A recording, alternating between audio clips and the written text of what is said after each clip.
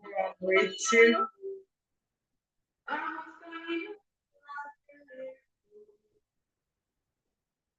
Começar essa aula com uma musiquinha.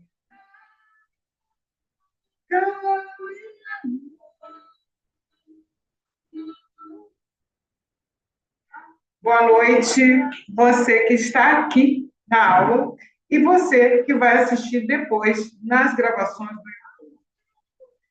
Aqui se inicia a aula 4 sobre o livro A Ciranda das Mulheres Sábias. E na aula de hoje, nós vamos falar sobre o que é a verdadeira bênção na vida de uma mulher, que às vezes ela espera durante uma vida inteira, desde sua adolescência e até a sua fase de anciã, e nunca chega à bênção, mas a bênção sempre esteve ali. E a segunda parte da aula, nós vamos falar como a força, como uma árvore, como a natureza, como a floresta pode nos inspirar. Simplesmente, esse livro traz uma mensagem fantástica que compara a árvore, a sagrada árvore, que constitui toda uma floresta, com a força de uma mulher. Fica por aqui, que só estamos começando. E vamos terminando, caminhando. Eu amo essa música.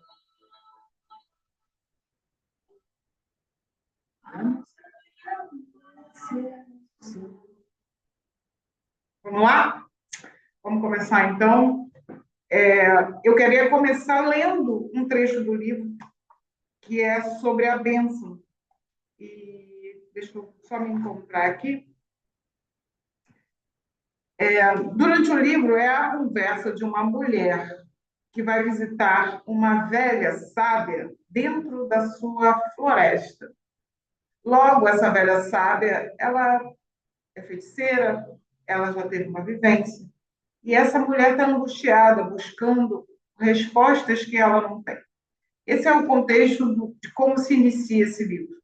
E aí, nesse trecho, essa anciã, senhora da floresta, fala para ela o seguinte: receber a bênção, ou o milagre que ela está esperando, para se viver de verdade, não existe. Às vezes, passamos toda a nossa vida à espera da bênção, daquela que abra totalmente os portões, para que nós finalmente sejamos felizes. Mas essa bênção, ela não existe. Uma bênção não faz com que você ganhe alguma coisa, mas, na verdade, faz com que você use alguma coisa dentro de você. Ela já está aqui, você já possui.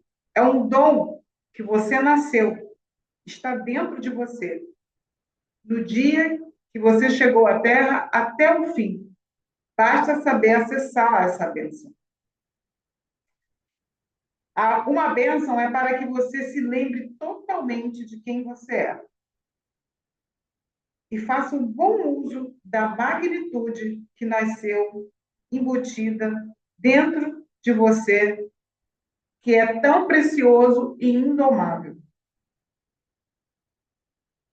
Essas bênçãos nós realmente não temos acesso porque estamos muito condicionados a uma coisa que venha pronta, um comprimido, um remédio, um mestre, uma fala, um livro que nos conte, mas isso está dentro de cada um de nós e da forma melhor que podemos contribuir.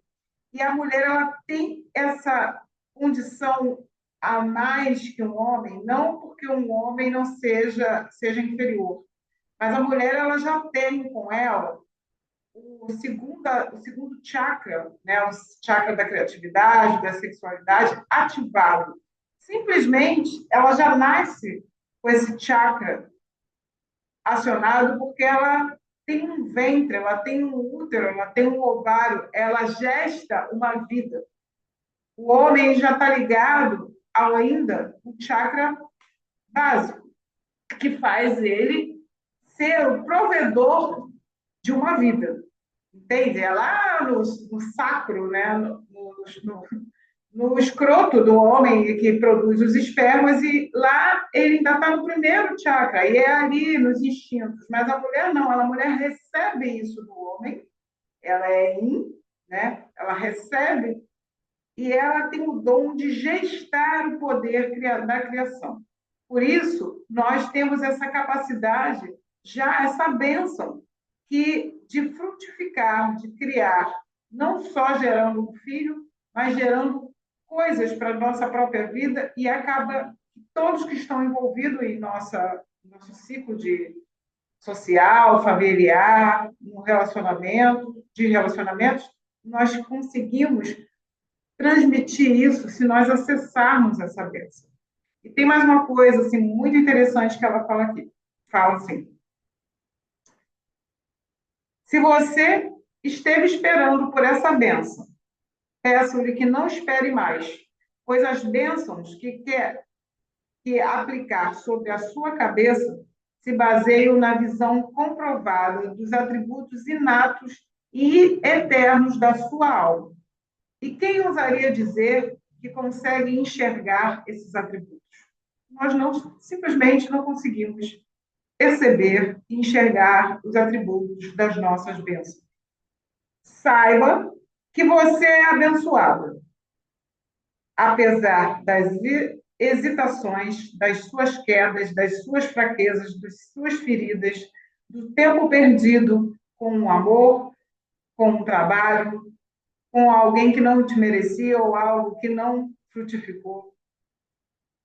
Tenha certezas e perspicácias da mistificação, pois tudo isso é o combustível para você avançar e descobrir essa bênção em você. Pois estamos em constante crescimento. Eu acho que até aqui já é aquela questão da gente parar para pensar, né?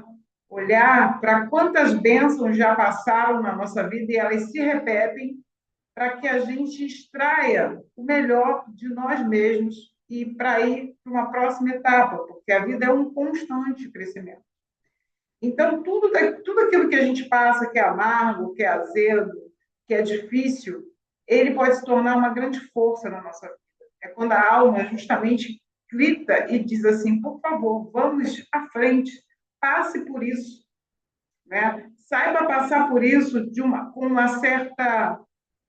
com uma força grandiosa. E essa força grandiosa não é para você ser forte, não chorar, não ficar triste, não ter mágoa, não ter rancor, não aceitar a dificuldade de não perdoar. É você olhar para tudo isso e falar: o que eu aprendi dessa história e posso extrair a minha própria bênção? O que o mundo externo fez comigo que me fez chegar nesse lugar? Que é onde você começa a entrar em contato, né, com a sua própria alma. E essa parte que eu estou falando, ela fala aqui de uma forma bem bonita, né? Ela fala assim: apesar de todos os momentos ou eras em que você foi derrubada e reprimida, quer você seja uma mulher de poucos anos ou mas de grandes significados, ou quer que seja você uma mulher de certa idade que esteja ganhando divisas, ou ainda uma mulher de grande idade que está sempre descobrindo técnicas para manter o fogo brando ou com uma chama alta, você está sendo convidada para se conectar com a sua força, a força que você deseja, a força do seu espírito. Que você tenha sabedoria para fazer o que você quiser e o que a sua alma está pedindo para você durante esses momentos. Isso é um convite da sua psique, dos aspectos da sua psique, para que você comece a olhar para dentro de você. E não numa forma fantasiosa. Nós aqui sabemos que as dores, elas chegam, quer queiramos ou não. Nós temos frustrações, contrariedades, medos, E acho hoje em dia muito difícil encontrar uma mulher que reconheça isso. Ela quer se livrar daquela dor. Só que conforme o tempo e a vida vai passando e as repetições vão passando na nossa vida, é um grande convite para a gente começar a mudar esses processos, padrões de repetição na nossa vida e começar a gerar dentro de nós uma dança, uma forma mais fácil de lidar com tudo isso.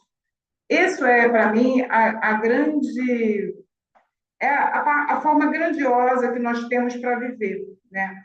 Quando a gente aprende, quando a gente tem um constante exercício de transformação que nos leva a ter um coração mais luminoso, mais calmo, mesmo diante do caos. E aí sim, virar uma deusa.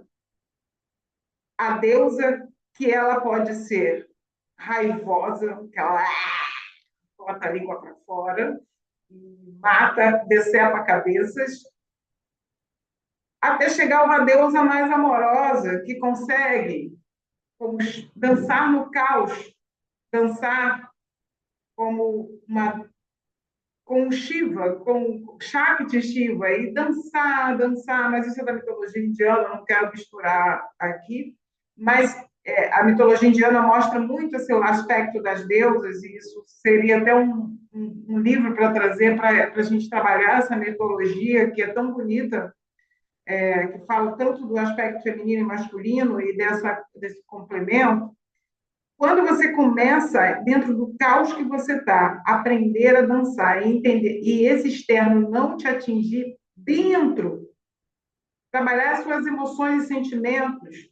Às vezes você é agredida por uma discussão matinal no seu casamento, aí, nas suas relações mais íntimas, e aquilo te atinge por um dia inteiro, por dias, você engole e leva isso para a vida. Isso até às vezes gera determinados traumas. Mas é um convite para você. Por que eu estou sendo ofendida? Por que aquela palavra que aquele meu companheiro falou sem pensar ou querendo me culpar está me atingindo? A grande força é você ter a capacidade de olhar para aquela fala e não se ofender. Isso é dançar no caos, né? O externo não te atingir. Mas para isso, é realmente preciso ter um processo de auto-investigação e olhar para dentro de si. Olhar para aquilo que te angustia, para aquilo que você está atraindo na sua vida, para situações de desde infância, desde adolescência que você carrega, aquilo que te deixa reprimido, aquilo que te traz ciúmes, aquilo que te traz muita raiva, aquilo que você se sente injustiçada, aquilo que você se sente traída, isso são dores que cada uma de nós aqui temos, e normalmente nós passamos para frente ou culpamos alguém.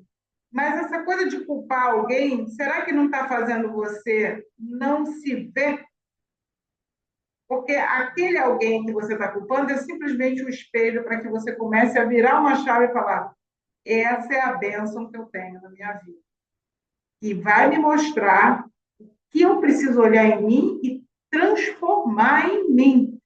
Automaticamente, essa toxicidade, essa abusividade que está ao seu redor, quando ela não te atinge mais e você muda dentro e solta, é a sua verdadeira bênção. Desafiador toda a vida, mas comecem a olhar por esse aspecto, que eu acho que vai fazer muita diferença na vida de cada um de vocês.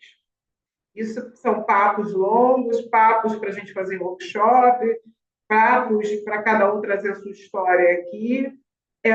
Lembrando sempre que nessas aulas eu abro um momento para conversar, cada uma trazer um pouco dessa sua experiência. Hoje a gente está falando dessas feridas, dessas dores que nos acompanham, que vêm de ordem externa dos nossos relacionamentos, mas é muito bom lembrar dessa força que a mulher tem de uma inteligência que ela não é uma inteligência intelectual, ela também não é emocional, porque nós não fomos preparadas para isso, mas existe uma inteligência espiritual, uma inteligência que vem do Criador, que é esse segundo chakra que já é ativado da gente, que a gente tem intuição, a gente tem uma grandeza de amar, a gente tem uma profundidade.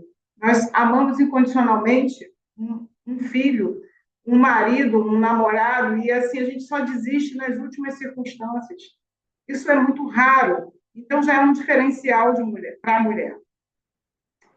E então busquem a bênção de vocês, principalmente no momento de dor. Ela está lá, a alma está lá gritando, aquele nó na garganta, aquele bolo no estômago, aquela tristeza, aquele tormento mental. É a sua bênção, a sua alma dizendo: pare, olhe para isso e vire o jogo. Conecte sempre a sua alma. A sua alma, ela está ligada à sua força. É aquilo que vai te dar desejo, aquilo que vai te dar visão de vida. E também conecte ao seu espírito, porque depois do que você deseja, você precisa ter a ação. E é o espírito que nos dá a ação. O espírito que nos faz ter a ação para ir para seguir o nosso coração e ir para o nosso próprio bem, que é exatamente tudo isso que eu estava falando até agora. E essa energia e determinação não depende de outra pessoa, depende de você. Mas um encontro como esse nos ajuda a fortalecer esse sentimento de estar conectada com nossa alma e o nosso espírito. E esse livro fala o tempo todo sobre isso. Aqui é apenas um estudo, mas agora, com essas nossas conversas, eu acho um belo convite para vocês lerem e entrarem nessa viagem. Eu estou falando aí de um trecho de página 24, 25 do livro. O livro não é feito de capítulos, né? Cada capítulo é um nome, e a gente está encerrando aqui um pouco, e ela nessa finalização da bênção, ela dá um recado muito bonito, que ela manda cada mulher se animar, se inspirar nela mesma, né? Na sua trajetória, na sua própria história de vida. E fazer uma escolha mais leve, menos rígida. É uma escolha para você se tornar maior e não menor que o seu coração, ou se vitimizando, não se tornar menor que a sua mente, não se tornar menor com que a vida é e pode te proporcionar. A vida ela é um grande espetáculo. E se a gente não ir curando o nosso coração e nossa mente, a gente vai se tornar menor diante dela, né? E aí, qual é a escolha que você pode ser capaz de fazer para você ser mais leve? Para você não se sentir menor diante da vida, diante de nada. Eu, Marília, sugiro que você se conecte à arte, ao artesanato, que é milenar isso. Isso é de uma sabedoria ancestral. Dance. Ah, mas eu não tenho tempo de entrar numa aula de dança. Não. Mexa a pelvis, mexa o quadril, mexa os ombros. Pensa na cultura oriental, que é tão isso aqui. Traga para o seu corpo. Isso é um conselho. Bote qualquer música que você queira e dance. Dance sozinha por 5 minutos. Grite. Grite numa almofada. Mas se você estiver no meio de um mato, grite no meio do mato. Suba uma montanha. Chegando lá, abra os braços e grite. Coloque para fora isso. A arte é um lugar maravilhoso para a gente colocar essa nostalgia, essa sensação de que nós estamos sendo menores no mundo. Então, vai sentindo essa leveza, vai sentindo os dons do seu coração. Essa é uma grande escolha para você começar a iniciar um caminho que no livro, ela está aqui no capítulo que ela fala só sobre árvores. As Árvores Filhas, o nome desse capítulo. Toda essa preparação, toda essa conversa que eu tive até agora com vocês é para que vocês entendam que o mais importante é vocês caminharem para o interior de vocês, para a floresta interior de vocês. Eu vou introduzir e vou deixar para a próxima aula os atributos que ela fala da capacidade, né, da gente aprender com as árvores. E que todas nós, mulheres, carregamos no nosso bolso, lá no fundo do nosso bolso invisível, uma grande floresta. E essa capacidade de carregar uma floresta é quando a gente consegue se conectar com as nossas raízes. E aí ela fala das árvores.